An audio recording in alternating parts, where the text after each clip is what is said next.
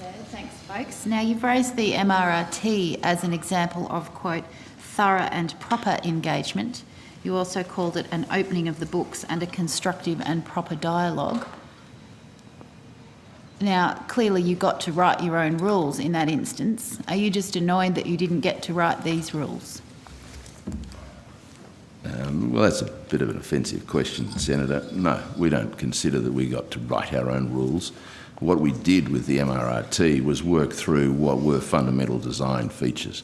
Now, I'm going to be appearing before a Senate inquiry on Monday the 29th, and I'll address these matters in more detail. But just for the record, if you're going to go after a starting base when you're bringing in assets into a new into a new taxation regime, we'd be the only jurisdiction in the world that would bring them in an accounting book value, written down accounting book value.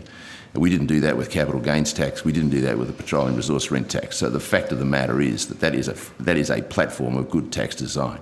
In terms of royalties, well, the original super profits tax was designed to try and reform royalties. It didn't. We now have a top-up tax. And so the point is that if you've got royalties still in place, ma'am, you have a cost of doing business, and costs are deductible from your subject taxation revenues. We went through all of those processes.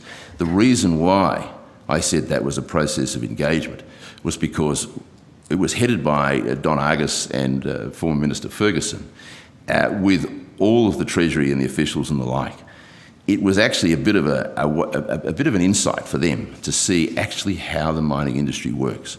And the complexity of the legislation was in fact a matter that had to be worked through with proper and due diligence. That was where the engagement was.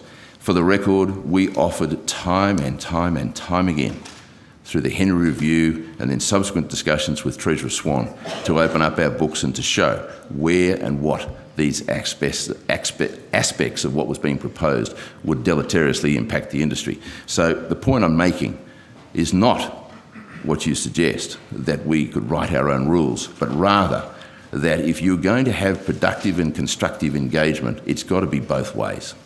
This has not been that case.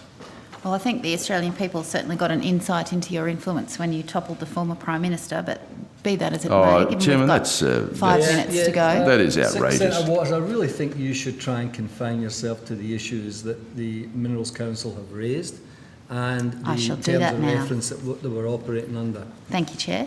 I'll do that. On page 5, you talk about a robust scientific analysis of the impacts of surface and groundwater resources that you contend exists under state and territory assessment processes.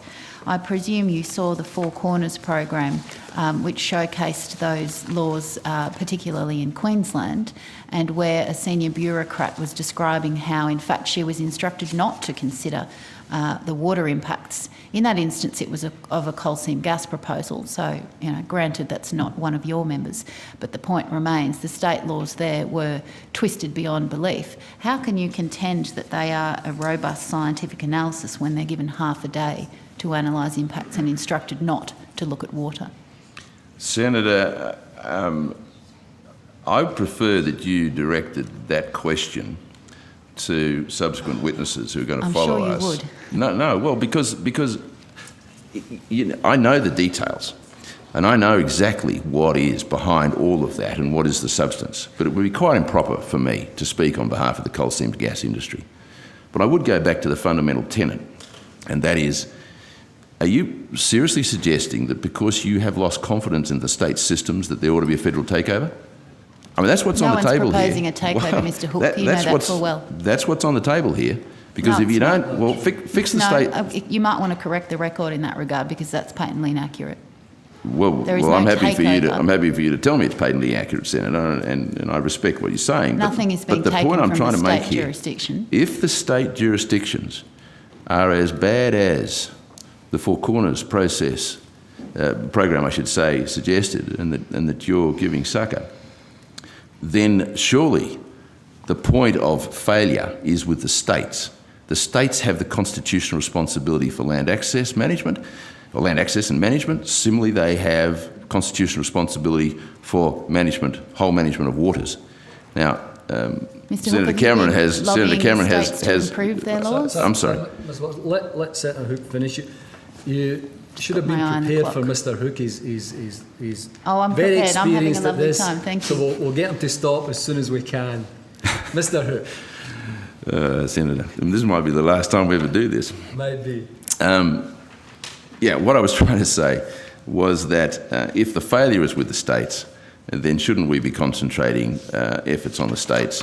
Because ipso facto, if the feds think that they should come in over the top, then to me that just seems to be taking a matter of responsibility that properly falls to the states. And therefore, if the problem is with the states, if there is veracity in the Four Corners program claims, then surely they should be addressed at the states, not putting a band-aid over the top by the federal jurisdiction.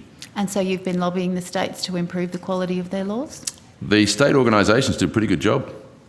Yep. Has your organisation been asking for increased state regulation of We leave your that matter industry? for the state organisations. I see. How interesting. We need to be efficient and effective in how we do our advocacy work. We don't lobby, we advocate because we take equity in the outcome. Fundamental difference. Are you advocating to the state governments to improve their laws as regards water impacts of coal? I have every confidence that the state organisations who represent the industry at state level are well and truly across that brief. You're not, okay. Moving to your discussion of the amendment to this bill made in the lower house, which would preclude these new water powers from being delegated back down to the state or territory governments. Have you had discussions with either the government or the coalition about that amendment? We have. With regards to this particular amendment, we have had discussions with the government and coalition and the departments as part of our normal process and ongoing dialogue that we have with all of those groups. As I have personally. And what have you been asking for in that respect? The amendments that I put on the record in my opening statement. Mm-hmm. So you're seeking for that amendment to be removed when the bill comes to the Senate, is that accurate? No, I beg your pardon. We are seeking amendments to the amendment bill. Mm-hmm. To remove that original amendment? No, that's what I've been saying all along. We are working within the process of what's before the Senate. It's gone through the House, so what we're now doing is proposing each of those 5 or 6 points I made, which are to take out the unintended consequences of this amendment bill, notwithstanding that we do not support the amendment bill in the first place. Well, with respect, that wasn't an unintended consequence, it was an active amendment. Have you been seeking to have that amendment revoked? The Windsor Amendment, you mean? Oh, I beg your pardon. I thought you were talking about the fundamental amendment bill. No. Oh, yes, we are seeking to have that Windsor Amendment bill. You made that point clear. Yes, I did. I'm sorry, Chair. Absolutely. And have you had any indications that that will be favourably supported by either side of politics? We haven't had any indications one way or the other. We've had a very good hearing. I'm sure you have. Thanks, Mr Hook. Thanks, Mr McCabe. Thank you, Senator. Thank you.